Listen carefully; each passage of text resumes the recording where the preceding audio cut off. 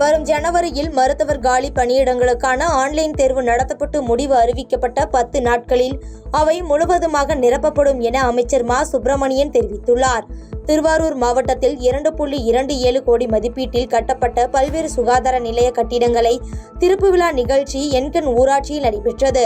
இதில் கலந்து கொண்ட மக்கள் நல்வாழ்வு மற்றும் சுகாதாரத்துறை அமைச்சர் மா சுப்பிரமணியன் மாவட்டம் முழுவதும் கட்டப்பட்டுள்ள ஆரம்ப மற்றும் துணை சுகாதார நிலையங்களை திறந்து வைத்தார். பின்னர் நிகழ்ச்சியில் பேசிய அமைச்சர், வரும் ஜனவரியில் மருத்துவர் காலி பணியிடங்களுக்கான ஆன்லைன் தேர்வு நடத்தப்பட்டு முடிவு அறிவிக்கப்பட்ட 10 நாட்களில் அவை முழுவதுமாக நிரப்பப்படும் என தெரிவித்தார். இதனைத் தொடர்ந்து செய்தியாளர்களை சந்தித்த அமைச்சர், தமிழகத்தில் உள்ள அனைத்து மாவட்டங்களிலும் 18 வயது நிரம்பியவர்களுக்கு புற்றுநோய் பரிசோதனை செய்ய திட்டமிட்டுள்ளதாக தெரிவித்தார். ஸ்டாலினை திருப்திப்படுத்துவதற்காகவே திருமாவளவன் பாஜக எதிர்ப்பை நாள்தோறும் மேற்கொண்டு வருவதாக தமிழிசை சவுந்தரராஜன் பேட்டியளித்துள்ளார்.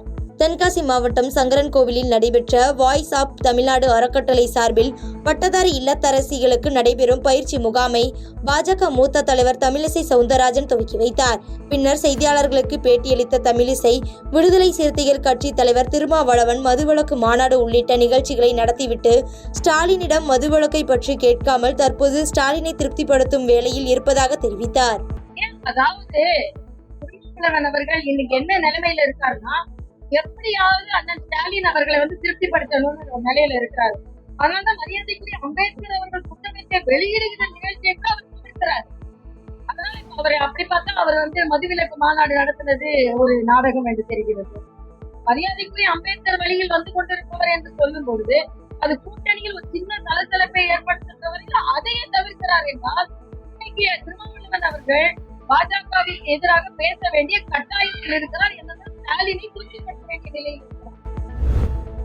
கேரளாவில் உள்ளது போல் தமிழகத்திலும் கட்டுமான தொழிலாளர்களுக்கு ஓய்வூதியம் வழங்குவது பற்றி சட்டமன்ற கூட்டத்தொடரில் எடுத்துரைக்கப் போவதாக காங்கிரஸ் தலைவர் செல்வ பெருந்தகை தெரிவித்துள்ளார்.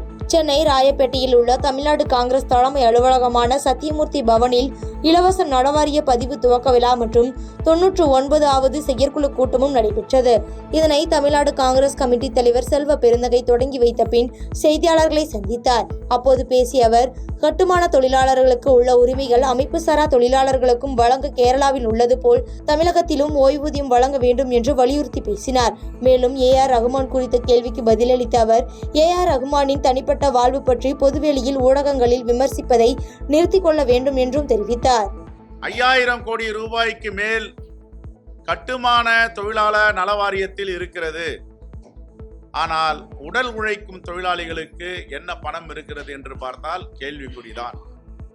இதை சமமாக நாம் எடுத்து செல்ல வேண்டும். கட்டுமான தொழிலாளர்களுக்கு ஒரு சட்டம், உடல் உழைப்பு கொடுக்கும் தொழிலாளர்களுக்கு ஒரு சட்டம் என்பதை நாம் சீராய்வு செய்து பார்க்க வேண்டும், மறு ஆய்வு செய்ய வேண்டும். இரண்டாவதாக, கட்டுமான தொழிலாளர் இருக்கின்ற இந்த வாரியத்தில் உள்ள 5000 கோடி பணத்தை அந்த தொழிலாளர்கள் நலம் பெறும் விதத்தில் நலத்திட்டங்களை தீட்டி அவர்களுக்கு வழங்க வேண்டும். இதற்கு சட்டத்தில் இடம் இருக்கிறது. இதை தொழிலாளர் நல அமைச்சர் கவனிப்பாரா என்ற கேள்வியை தமிழ்நாடு காங்கிரஸ் கமிட்டி சார்பாக வைக்கிறோம்.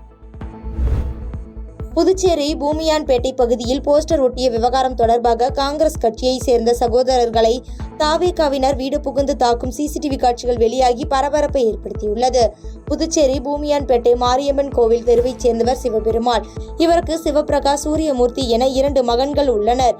இந்நிலையில் அதே பகுதியைச் சேர்ந்த தமிழக வெற்றி கழக நிர்வாகி அருள் விஜய் என்பவரின் ஆதரவாளர்கள் 10க்கும் மேற்பட்டோர் சிவபிரகாஷ் வீட்டுக்குள் புகுந்து அவரது தம்பி சூரியமூர்த்தி, தந்தை சிவபெருமாள் ஆகியோரை தாக்கியுள்ளனர்.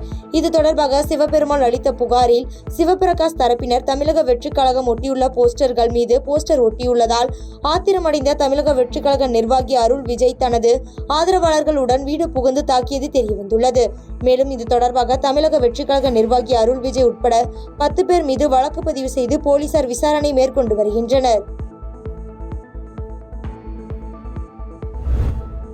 புதுச்சேரியில் தனது தாய் தந்தை தினந்தோறும் சண்டையிட்டுக் கொள்வது அவமானமாக உள்ளதாகவும், இனிமேலாவது திருந்துங்கள் என மகன் கடிதம் எழுதி வைத்து தற்கொலை செய்து கொண்ட சம்பவம் அப்பகுதியில் சோகத்தை ஏற்படுத்தியுள்ளது.